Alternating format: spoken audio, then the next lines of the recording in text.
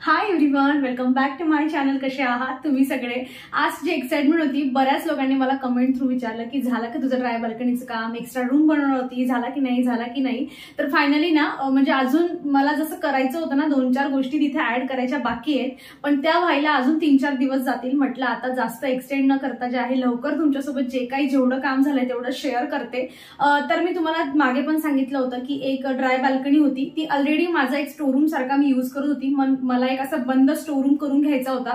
जास्तीत जास्त सामान मला तिथे ठेवता येईल यासाठी मला असं जे होतं ना तिथे एक अरेंजमेंट जी होती ती करायची होती. आणि तिकडून हवेचं प्रमाण पण खूप जास्त असायचं आणि धूळ पण यायची आणि बऱ्याचशा गोष्टी मी आधी ज्या ठेवत होती ना मला त्याच्यापेक्षा आता जास्त त्यामध्ये ठेवायच्या आहे. म्हणून मी जो आहे त्याला पॅक करण्याचा जो आहे तो डिसिजन घेतलेला होता आणि त्या व्हिडिओमध्ये थोडंफार मी तुमच्यासोबत शेअर केलं होतं. पण तरीही जर कोणी नवीन असेल आणि त्याला माहितीच नसेल की आधी काय नंतर काय, म्हणून मी आता याच्यानंतर पहिले कशी होती आणि आता मी कशी करून घेतली विथ मी काय काय थॉट नुसार जे आहे ते असं काही करून घेतलंय हे मी तुम्हाला सगळं व्हिडिओमध्ये आता शेअर करणार आहे. मी तिथे पाहिजे असतं ना तर अजून थोडं फॅन्सी लुक वाईज अगदी छान करण्याचा प्रयत्न करून घेतला असता, पण मी जसं सांगितलं की मला स्टोरूम बनवायचा आहे आणि स्टोरूम थोडा मेसीज असतो, त्यामुळे अगदी नीट नेटका असं काही मला करायचं नाहीये. कमी सामान मावला तरी चालेल पण व्यवस्थित मला जे आहे माझ्या 2-4 गोष्टी मावल्या पाहिजे तिथे. कारण माझा किचन जो आहे तो बऱ्यापैकी छोटा आहे, त्यामुळे जास्त एवढा सामान तिथे ठेवता येत नाही. आणि काही गोष्टी असतात जे आपल्याला एखादा असा रूम पाहिजे असतो की आलं भंगार की ठेवा बाबा त्याच्यामध्ये, तसा तो एक रूम मला बनवून घ्यायचा होता. पण जे काही बनलंय ते जसं मी प्लॅनिंग केलं होतं त्यानुसार बनलेलं आहे. खर्च कसा लागलाय वगैरे मी सगळं जे आहे ते तुम्हाला सांगणार आहे.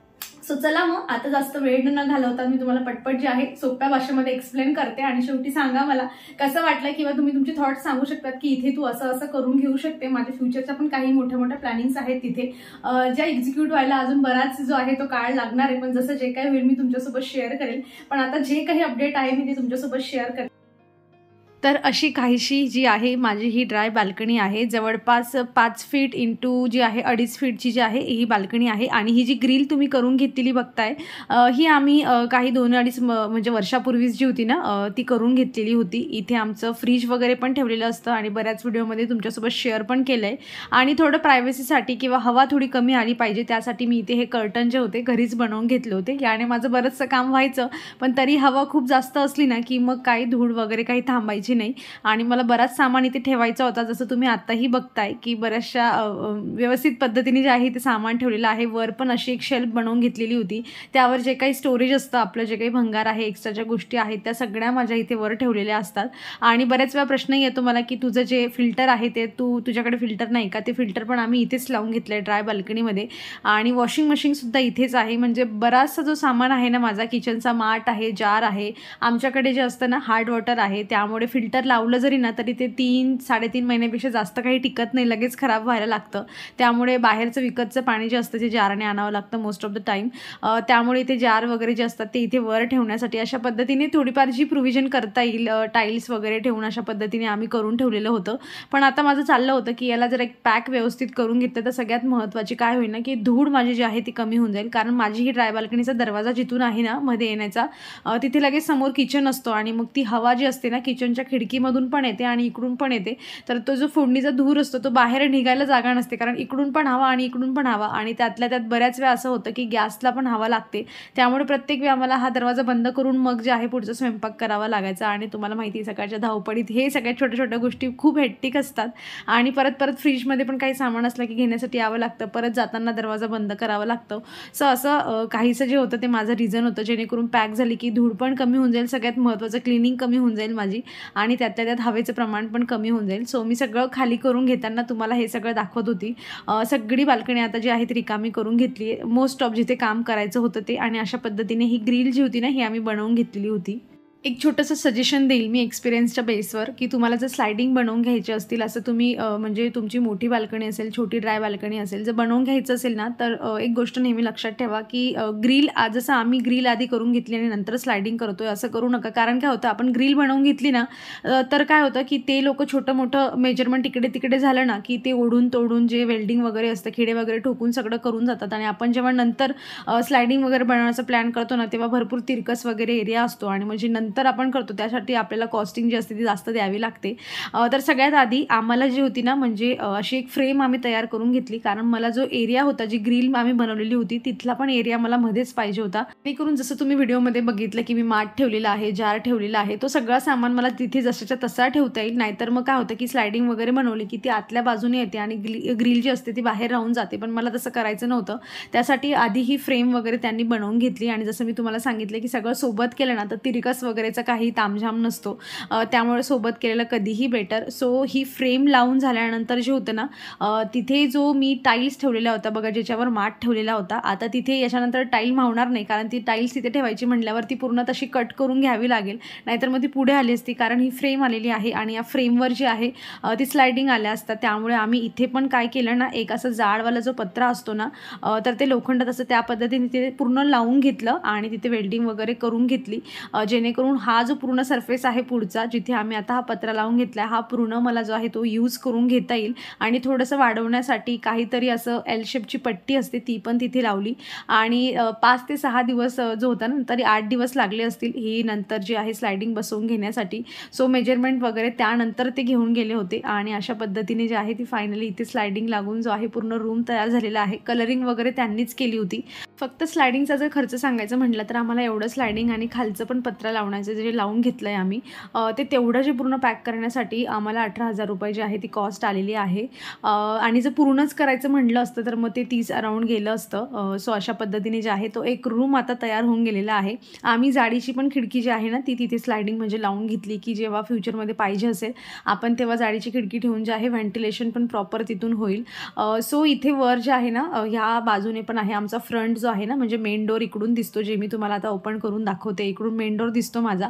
सो कोणी घरामध्ये कोणी डोरबेल पण वाजवली ना तर आपण इकडून येऊन बघू शकतो की कोण आलं आहे असं म्हणून.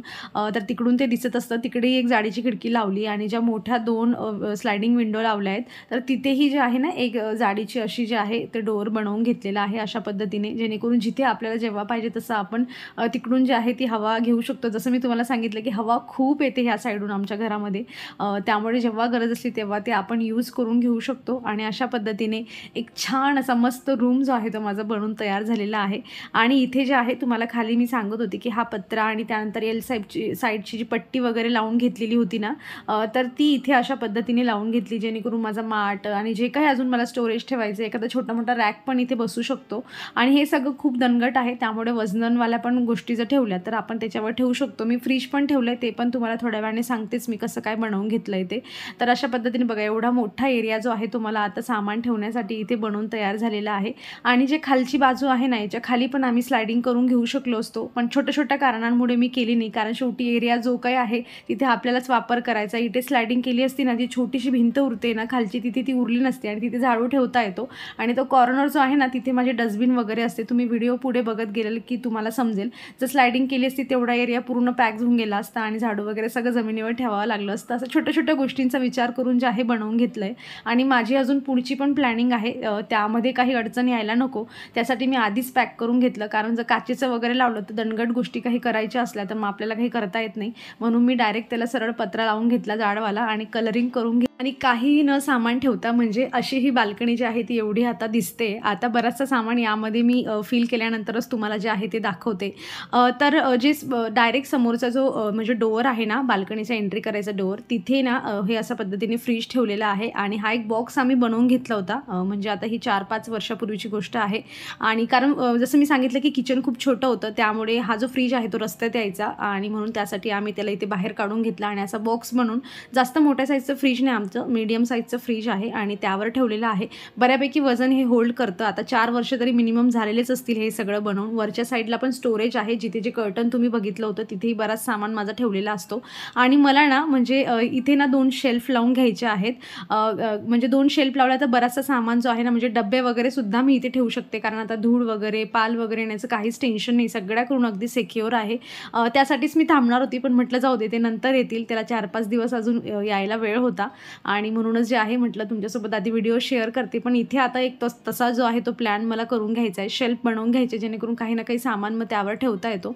आणि इथे ना एवढा हा कोपऱ्यात म्हणजे वॉशिंग मशीन ठेवल्यानंतर ना एवढा स्पेस अजून उरतोय माझा, कारण जो नळ आहे ना तो थोडा मिडलला आहे आणि मग वॉशिंग मशीनचा जो पाईप आहे तो जरा म्हणजे असं बेंड होतो आणि पाणी गळायला लागतं. म्हणून मग मी जे आहे ते तेवढं काम अजून करून घ्यायचं आहे. नाहीतर मग माझा असा पण प्लॅन होता की तो जेवढ्या एरियात मी आता उभी आहे ना तिथे मी एक जे आहे ना सिंक पण बनवून घेऊ शकते. जसं ड्राय बाल्कनीमध्ये एक सिंक असतं तसं सिंक बनवलं तर मी किचनचे सगळे भांडे इथे जमा करून एक साथ पण वॉश करू शकते. हा एक प्लॅन आहे. नाहीतर मग हे वॉशिंग मशीन इथून हलवायचं आणि त्या जागेवर जे आहे ते डिशवॉशर ठेवायचं. तर सो असे 2 प्लॅन आहेत माझे. फ्युचरमध्ये या दोघांपैकी एक गोष्ट जी आहे ती तिथे घडणार आहे आणि इथून जे वॉशिंग मशीन ठेवलं होतं तिथून हलणार आहे.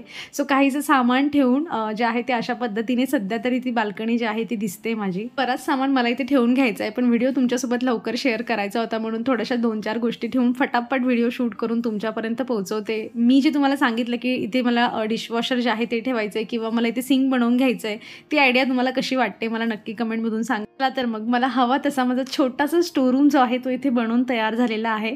आणि कसा वाटला तुम्हाला हा व्हिडिओ मला कमेंटमधून नक्की सांगा. आवडला असेल तर लाईक करा. चॅनलवर तुम्ही नवीन असाल तर प्लीज चॅनलला सबस्क्राईब करा. आपण भेटूयात पुढच्या अशाच इंटरेस्टिंग व्हिडिओमध्ये. तोवर तुम्ही स्वतःची काळजी घ्या. So take care friends and bye.